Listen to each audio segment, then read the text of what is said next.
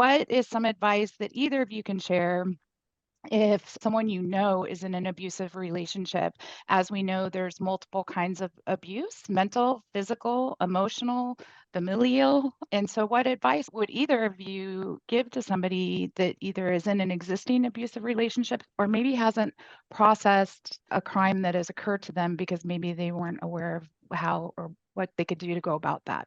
Well, the advice that I would give, and I've given all the time to women, particularly women of color, is that you got to define what exactly is happening, because a lot of people get so accustomed to abuse that they don't even recognize it when they see it. And when they come into therapy, many times they're really economically not able to afford therapy. So we have to work really fast to get them to a point where they understand. And they describe what's happening, and then I let them know what abuse is in that relationship. You have to trust the person who says that to you, that that's abusive.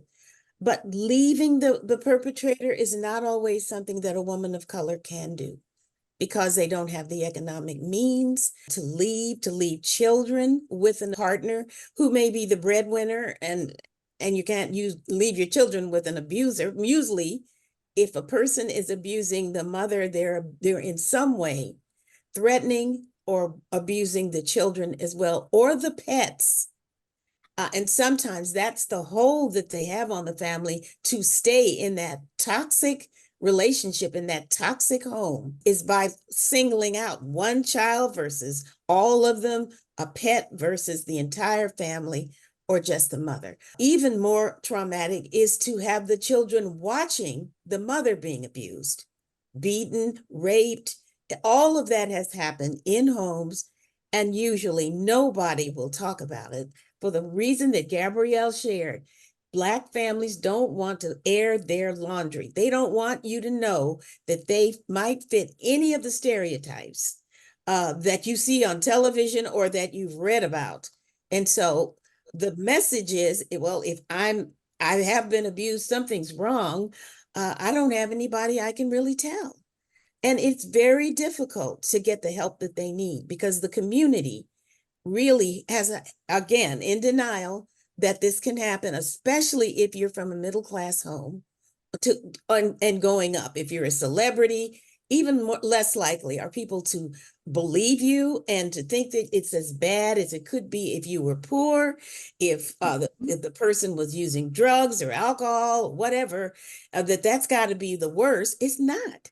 I have given therapy to women who were married to politicians, and they were beaten just below the neck, just at the wrist and at the ankles. So everything that was bruised, they had clothes on and you couldn't see. But you knew that they were crying for help, but did not know how to leave those kinds of relationships with very visible partners and very powerful partners. So it's really an issue that we need to talk about. And like I said earlier, if you see a woman who's in a relationship and she lets you define what she might think is going on, chances are something else abusive has also happened to her. So you very rarely are just dealing with domestic violence. You're usually dealing with something that may have happened traumatic in childhood or in adolescence, and the domestic issue that may be currently creating turmoil for that woman. Yeah, you have to really think about the support system. I'll use my own family. If you go back to my parents, my grandparents, my great grandparents, there are cyclical things. There's things that happen within families that it just becomes okay and standard, right? As long as the man eventually comes home with some sort of pennies on the check, whatever. Did he come home? Well, and I remember my parents were married almost 30 years. He's been married with his current wife almost 30 years. But with my parents, there was like financial abuse, which is always a tie-in with emotional, physical, sexual, mental, spiritual abuse. There was like financial abuse. And my mom, because she's Catholic, religion, divorce is a cardinal sin. You want to spend the end of days with the devil? No. My mom went to her mom, very close to when my grandmother was about to die, and said, I want to leave culling. And my grandma looked at her like she had 8 heads. And she said, don't you have a house with a pool and a diving board and a slide? What else do you want? And I remember thinking, like, that is insane. You put up with it because, like, he provides. Put up with it because he comes home sometimes. Put up with it. And I thought it was crazy. And then, life happens and you become an adult and you realize the crap that you put up with. And when you're in those kinds of families where violence has been kind of the norm, speaking to each other crazy, that kind of stuff, financial abuse, spiritual abuse, you think that that's just what it is to be in love, right? That's what it is to be passionate. First, I want to tell you, I believe you. I believe you. I believe you. And you don't deserve this. You're not worthless.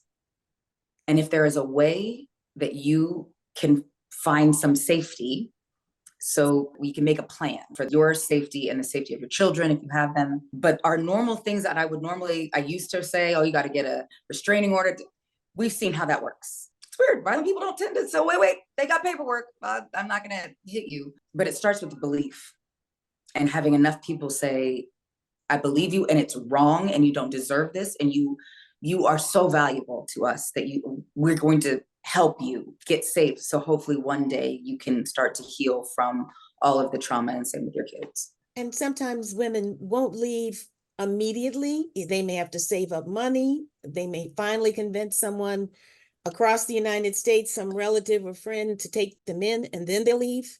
Sometimes they have to leave children. You probably have seen all permutations of what usually happens. And it's a very difficult decision because Black men aren't treated well in the system.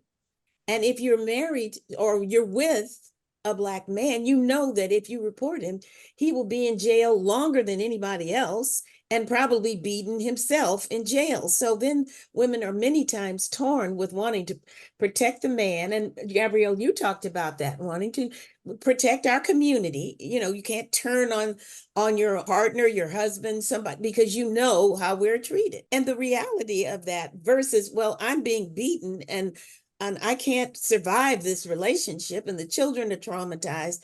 It's a really difficult decision to make. So telling women, and I've seen some therapists say, you have to leave him and then come and ask me for therapy. That's ridiculous. You have to help a woman and let her be the one to make the decision on her own. And I've had women call me 5 years after they finally ran out of money and stopped coming for therapy and said, I'm out. And that's all they say and hang up. They don't want me to know where they are. They don't want me to help anymore. They just said, I'm out. And I cheer for them. It took them that long to figure it out, where to go, how to get out, how to get their kids out, and to not let him know where you are. So there won't be any kind of harassment or any kind of retaliation. That's extremely important because you're right, Gabrielle. Restraining orders and all the things the law can do for you many times does not work, because the police won't respond to Black people like they do white people. I've seen police just say, hey, man, lay off and leave after someone is sitting bloodied on the floor saying, help me. So we have to deal with the realities of racism every day if you're a person of color. And I let them know in therapy. You can expect people to look at you. Ministers have said, let's pray together, honey, and you better get on back in there, because he's too good for you to let go. Or you cannot deny your husband his marital right. Yeah.